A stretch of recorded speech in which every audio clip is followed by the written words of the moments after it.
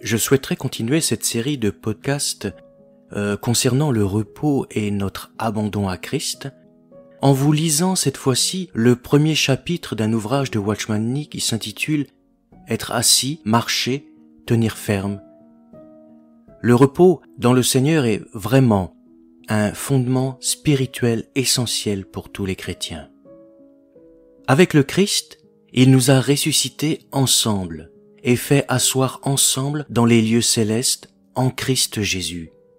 C'est par la grâce, en effet, que vous êtes sauvés, par le moyen de la foi, et cela ne vient pas de vous, c'est le don de Dieu.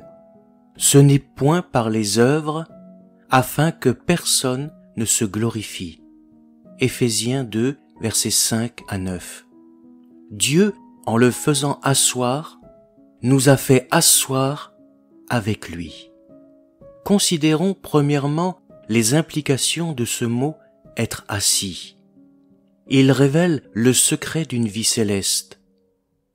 La vie chrétienne ne commence pas par marcher, faire, accomplir des œuvres. Elle commence par être assis et se reconnaître en Jésus-Christ. La venue de Christ a marqué le début de l'ère chrétienne et il nous est dit de lui qu'après avoir fait la purification des péchés, il s'est assis à la droite de la majesté divine dans les lieux très hauts. Hébreux 1:3. De même, nous pouvons dire qu'être en Christ marque le début de la vie chrétienne, c'est-à-dire le moment où, par la foi, nous nous voyons assis ensemble avec lui dans les lieux célestes. La plupart des chrétiens commettent l'erreur d'essayer de marcher afin de pouvoir être assis et de trouver le repos en Christ. Ce qui est l'opposé de l'ordre normal. Notre raison dit, si nous ne marchons pas, comment pourrons-nous atteindre le but? À quoi pouvons-nous arriver sans effort? Comment pouvons-nous parvenir quelque part si nous ne marchons pas, si nous n'œuvrons pas? Mais le christianisme est une chose étrange. Si tout au début nous essayons de faire quelque chose, nous n'arriverons à rien. Si nous cherchons à atteindre quelque chose, nous manquerons tout. Car le christianisme ne commence pas par un grand faire, mais par un grand tout est fait, tout est accompli. C'est ainsi que la lettre aux Éphésiens s'ouvre par cette déclaration que Dieu nous a bénis de toute bénédiction spirituelle dans les lieux célestes, en Christ, Éphésiens 1:3. Et nous sommes conviés, dès le début de notre vie chrétienne, à nous asseoir et à jouir de ce que Dieu a fait pour nous, et non pas à chercher à l'atteindre par nos propres forces. La marche implique un effort, alors que Dieu dit que nous sommes sauvés non par les œuvres, mais par la grâce, par le moyen de la foi. Éphésiens 2:8. Nous employons constamment cette expression « sauvés par la foi ». Mais qu'entendons-nous par là? Nous voulons dire que nous sommes sauvés en nous reposant sur le Seigneur Jésus, en nous confiant en lui et en son œuvre déjà accomplie. Nous n'avons rien fait pour nous sauver nous-mêmes. Nous avons simplement déposé sur lui le fardeau de nos âmes chargées de péché.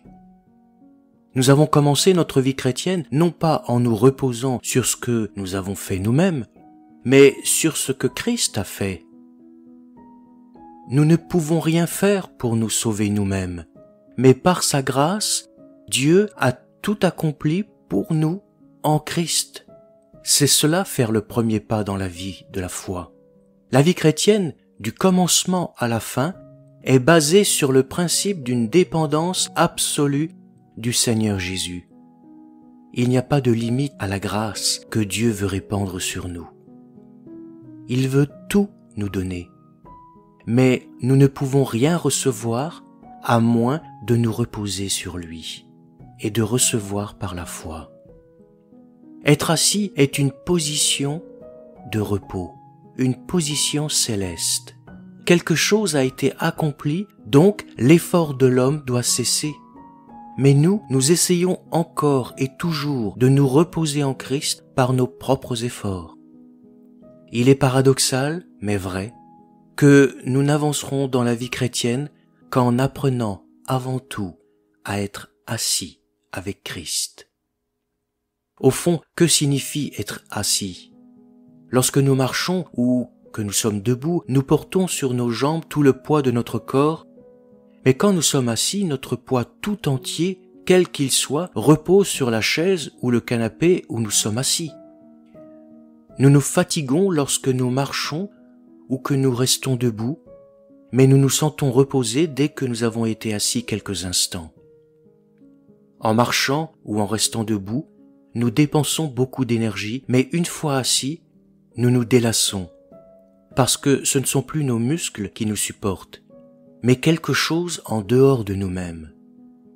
De même, dans le domaine spirituel, être assis signifie simplement faire reposer tout notre poids, notre fardeau, nous-mêmes, notre vie tout entière, notre avenir, toute chose sur le Seigneur.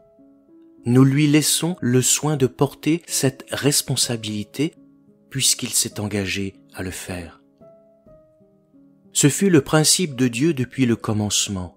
Dans la création, Dieu travailla du premier jour jusqu'au 6e, et il se reposa le 7e. Nous pouvons dire que pendant ces 6 jours, Dieu fut très occupé.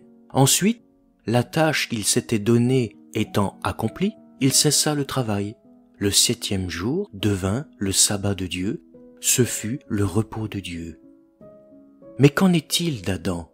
Adam, nous est-il dit, fut créé le 6e jour.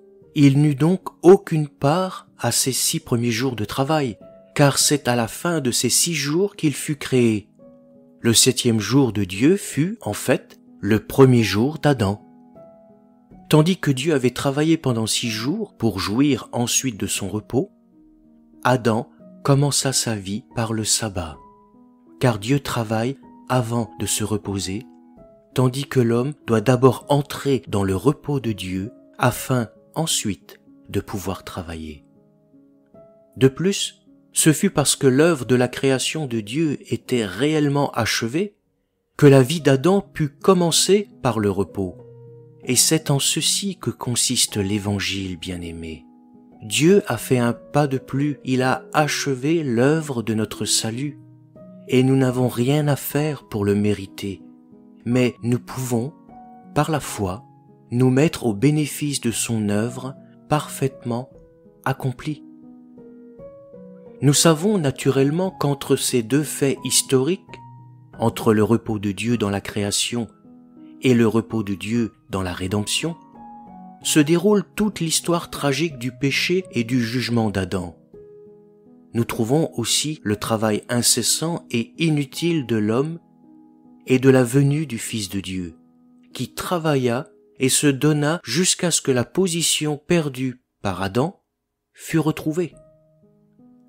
Mon Père travaille jusqu'à présent, moi aussi je travaille. Jean 5, 17. Telles furent ses paroles jusqu'à ce que, pour finir, son œuvre expiatoire achevée, il ait pu pousser ce cri merveilleux, tout est accompli. Jean 19, 30.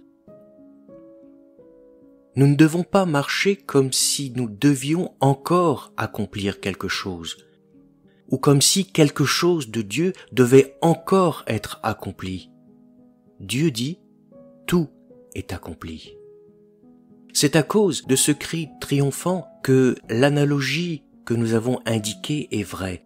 Le christianisme signifie que Dieu a tout accompli en Christ et que nous entrons simplement par la foi dans la jouissance de ce fait.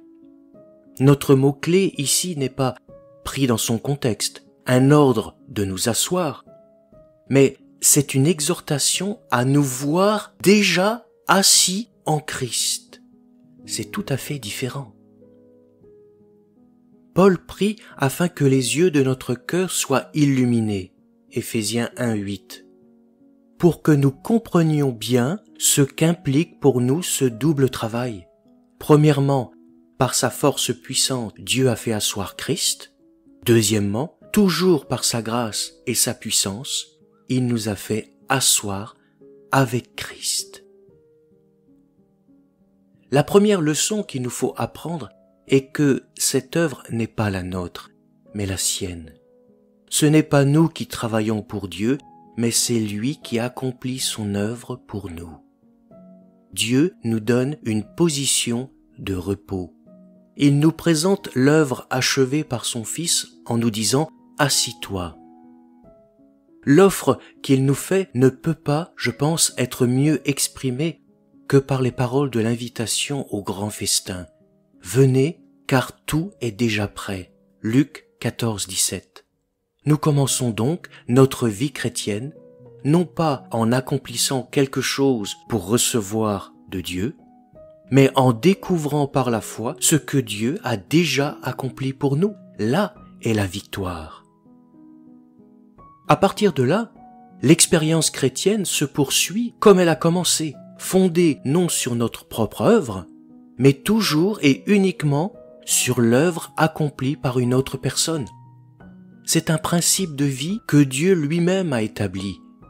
Et du commencement à la fin, chaque phase successive de la vie chrétienne suivra ce même principe. C'est par grâce que nous sommes sauvés, ce sera toujours par grâce que nous découvrirons les grâces supplémentaires de notre Dieu. Comment puis-je recevoir la puissance du Saint-Esprit pour le service ?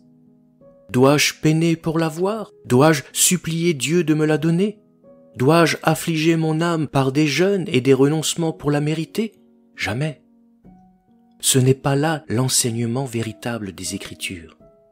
Réfléchissons encore. Comment avons-nous reçu le pardon de nos péchés ? Éphésiens 1, 6 à 8 nous dit que ce fut selon la richesse de sa grâce, et que cette grâce, Dieu l'a abondamment répandue sur nous. Éphésiens 1, 8. Nous n'avons rien fait pour mériter le pardon, pour le recevoir. Notre rédemption est en Christ, et par son sang, elle est à nous sur la base de ce que lui a fait. Quelle est la base scripturaire pour l'effusion du Saint-Esprit ? C'est la glorification du Seigneur Jésus. Parce que le Seigneur Jésus est mort pour moi sur la croix, je reçois le pardon de mes péchés. Parce qu'il a été élevé sur le trône, je reçois la puissance de l'Esprit. Élevé à la droite de Dieu, il a reçu du Père l'Esprit Saint qui avait été promis, et il l'a répandu comme vous le voyez et l'entendez. Acte 2, 33. Le Saint-Esprit est donné parce que le Seigneur Jésus a été glorifié. Ce don ne dépend donc pas de ce que je suis, ni de ce que je fais. Je n'ai pas reçu le pardon pour avoir fait quelque chose. Et je ne reçois pas non plus le Saint-Esprit en faisant quelque chose. Je reçois tout en me reposant par la foi sur le Seigneur et en attendant qu'il le réalise en moi. De même qu'il n'est pas nécessaire d'attendre pour faire l'expérience initiale du salut, il n'est pas besoin non plus d'attendre pour recevoir l'effusion du Saint-Esprit ou toute autre grâce.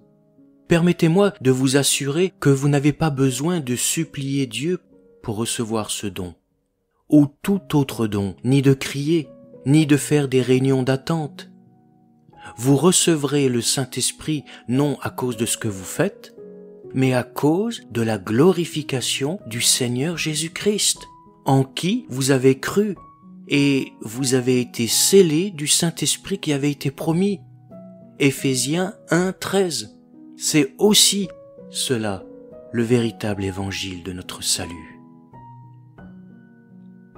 Si ce que nous avons dit du pardon de nos péchés et du don du Saint-Esprit est vrai, qu'en est-il donc de notre sanctification ?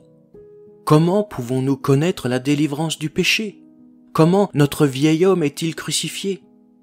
Encore une fois, le secret n'est pas de marcher, d'accomplir des œuvres pour mériter quoi que ce soit, mais d'être assis. Non pas de faire quelque chose, mais de nous reposer sur ce qui a déjà été accompli. Nous qui sommes morts au péché, c'est en sa mort que nous avons été baptisés. Nous avons donc été ensevelis avec lui. Romains 6, 2, 4. Dieu nous a rendus à la vie avec le Christ. Éphésiens 2:5. Le temps de conjugaison grecque concernant toutes ces déclarations exprime une action arrivée à son terme. Pourquoi cela? Parce que le Seigneur Jésus a été crucifié en dehors de Jérusalem il y a près de 2000 ans et que j'ai été crucifié avec lui. C'est un fait historique. Par ce fait, son expérience est devenue maintenant mon histoire, ma propre histoire spirituelle. Et Dieu peut dire de moi que j'ai déjà toute chose avec Christ. Tout ce que j'ai maintenant, je l'ai avec Christ, avec la personne du Christ. Dans les Écritures, il n'est jamais parlé de ces choses comme appartenant à l'avenir, ni même comme devant être souhaitées pour le présent. Ce sont des réalités historiques, spirituelles concernant le Christ, dans lesquelles nous tous qui avons cru sommes déjà entrés. Avec Christ, crucifié, ressuscité, assis dans les lieux célestes, au bénéfice de toutes les promesses. Pour la pensée humaine et cartésienne, ces idées sont aussi surprenantes que ne l'étaient les paroles que Jésus adressa à Nicodème dans Jean 3:3. Il s'agissait de savoir comment on peut naître de nouveau. Ici, il s'agit de quelque chose de plus invraisemblable encore, quelque chose qui doit non seulement être effectué en nous, comme la nouvelle naissance, mais que nous devons voir par les yeux de notre cœur et accepter comme nous appartenant déjà, parce que déjà accompli il y a longtemps en quelqu'un d'autre. Comment cela peut-il être? Nous ne savons pas l'expliquer. Il nous faut le recevoir de Dieu, comme quelque chose qu'il a réalisé lui. Nous ne sommes pas nés avec Christ, mais nous avons été crucifiés avec lui. Galates 2:20. Notre union avec lui a donc commencé avec sa mort. C'est là que Dieu nous a mis en Christ. Nous étions avec lui parce que nous étions en lui, frères et sœurs. Alors comment puis-je être sûr d'être en Christ? Je puis en être sûr parce que la Bible l'affirme et que c'est Dieu qui m'a mis en lui. C'est par Dieu que vous êtes en Christ Jésus. 1 Corinthiens 1:30. Celui qui nous a affermis avec vous en Christ, c'est Dieu. 2 Corinthiens 1:21.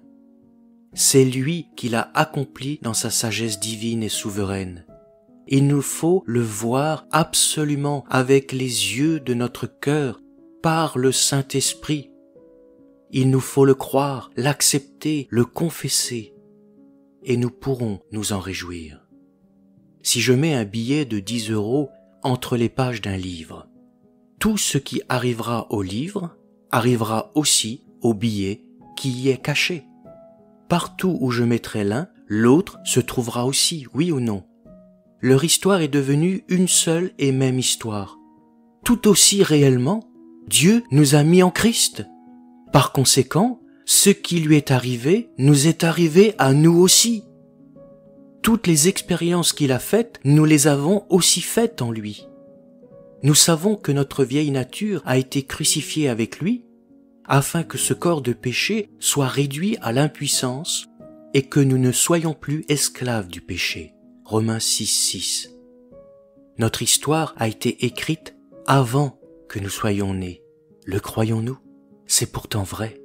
Notre crucifixion avec Christ est un fait historique, glorieux. Notre délivrance du péché aujourd'hui est basée non pas sur ce que nous pouvons faire, ni même sur ce que Dieu fera pour nous, mais sur ce qu'il a déjà accompli pour nous en Christ. Lorsque ce fait s'illumine pour nous et que nous nous appuyons alors sur lui, considérez-vous comme morts au péché et comme vivants pour Dieu en Christ Jésus. Romains 6:11.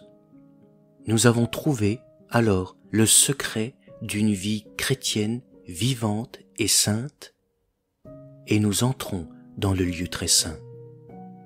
De toutes les paraboles des évangiles, l'histoire de l'enfant prodigue nous offre, je pense, l'illustration suprême de la manière dont nous pouvons plaire à Dieu. Le Père dit, il fallait bien se réjouir et s'égayer. Luc 15, 32. Et par ces mots, Jésus nous révèle ce qui, dans le domaine de la rédemption, remplit de joie le cœur de notre Père. Ce n'est pas un frère aîné qui travaille assidûment pour le Père, mais un frère cadet qui ne fait rien et laisse au Père le soin de faire tout pour lui. Ce n'est pas un frère aîné qui désire toujours être celui qui donne, mais un frère cadet toujours prêt à être celui qui reçoit. Lorsque le fils prodigue revient à la maison, après avoir perdu tous ses biens dans une vie de débauche, le père ne lui fit pas une seule question ni un mot de reproche sur la perte de ses biens. Il ne se désola pas sur ce qui avait été dépensé, il ne fit que se réjouir de l'occasion que lui offrait le retour de son fils pour dépenser davantage.